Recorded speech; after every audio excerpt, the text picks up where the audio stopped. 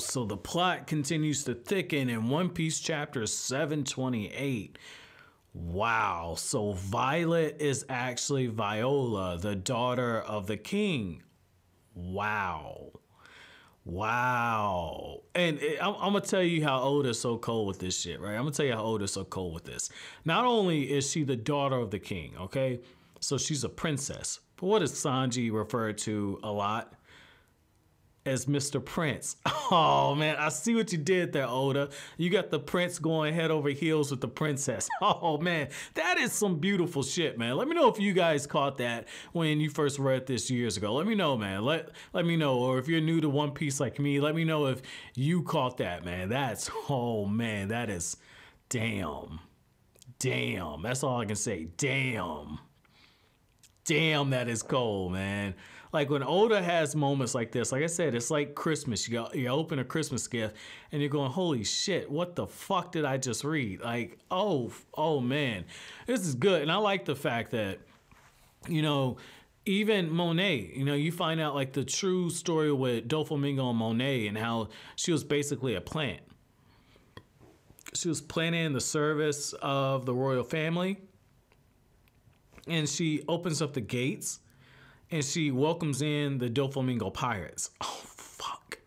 That is beautiful. It was just cold and calculated. And you got all these heartbreaking scenes of all the different people saying, King, why are you doing this? I hate you. I curse you. I curse your name. You are our pride and joy, our pride and joy. And you just see all this pain and suffering and all this expressive art with just like the pain that's etched onto these faces and the betrayal. And it's just, it's heartbreaking. It's heartbreaking. I'm understanding why Luffy a few chapters back said this land is starting to remind me of the place I grew up in, you know, because with the whole thing with the trash mountain and everything. Wow. Wow. This is big. This is big because it's the same thing. It's the exact same thing. And what's interesting is the fact that Doflamingo very easily in one night conquered an entire kingdom.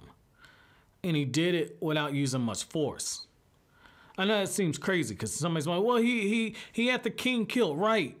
He had the king killed and the soldiers killed. But he won over the people. So in a few hours, he was able to turn the people against their king.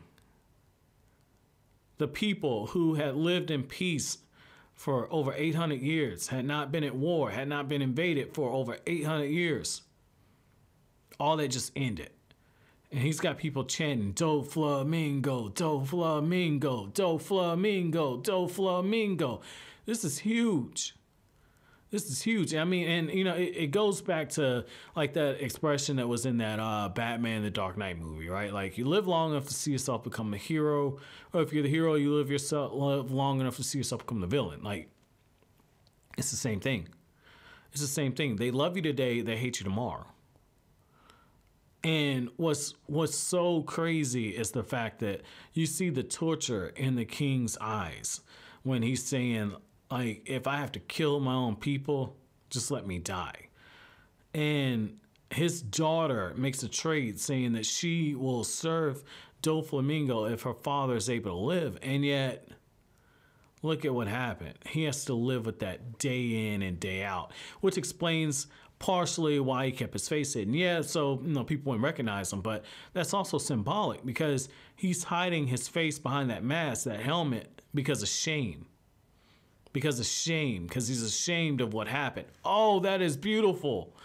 That is so beautiful, dude. That is so beautiful. Like when Oda pulls stuff like this from a craft perspective, it's mind-boggling because the level of detail that would have had to go into planning this out is fucking outrageous. It's fucking outrageous. This is oh fuck.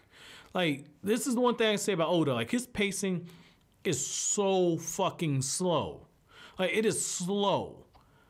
But when he sets up a payoff and when it comes, it makes all those chapters where you dredge through the information and you say, I'm starting to get bored with this. Then all of a sudden it's just like, bam.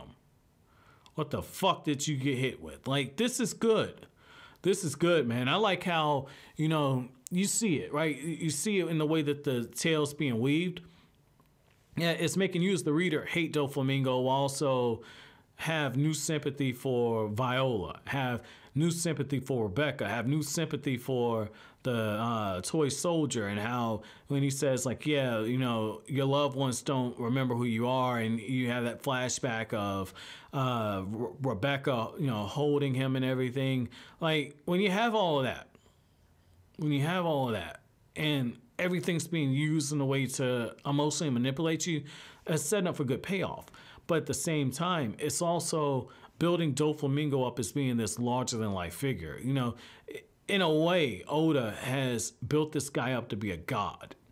And so when you go this route, it comes down to how is he going to be brought back down to size? Because what Oda just did here is he built Doflamingo up to be this godly figure, okay? That's essentially what he did. He built him up to be like a god, this totally scheming person, this devious person, this powerful person who comes from the bloodline of being a celestial dragon. And yet at the same time, when you look at it, he's also fighting law. He's fighting law at this moment, so you know that he's human. And yet he's got so much of a larger-than-life presence where it just feels like if you're in that One Piece world, you can't actually reach out and touch him. That's beautiful. That's beautiful writing. I like how as all this is going on, Usopp's like, we need to run. And Robin just looks at him and says, I can't forgive Doflamingo for what he did.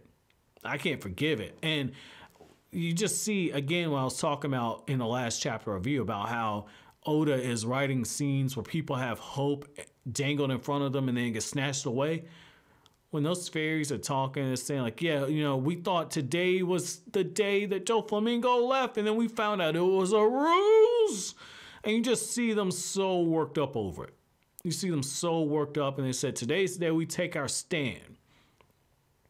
And all while this is going down, you have the ticking clock going, because you see that the king is about to be turned into a toy as well, because all the other men have just been getting turned into toy after toy after toy, and it looks like it's just him and the guy that Garp hit over the head, so Chinjao. Like, wow. Or was that the I want to say that was the other king that has that One Punch Man strength. So I mean, when you see that, Oda's introduced that ticking clock, and you just know that it's coming. I wonder if he does turn if he does turn the king into a toy.